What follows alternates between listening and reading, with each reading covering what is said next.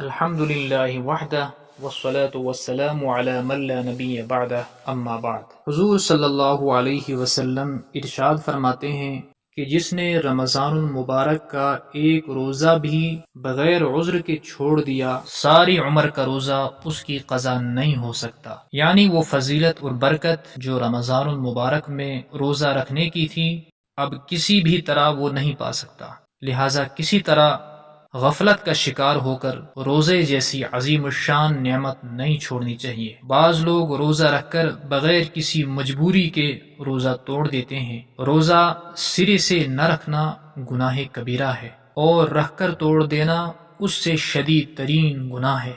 وقت سے پہلے افطار کرنے سے یہی مراد ہے کہ روزہ تو رکھ لیا مگر سورج غروب ہونے سے پہلے جان بوجھ کر بغیر کسی عذر کے توڑ ڈالا۔ اللہ تعالیٰ اپنے پیارے حبیب صلی اللہ علیہ وسلم کی طفیل اپنے قہر اور غضب سے بچائے۔ والسلام علیکم ورحمۃ اللہ۔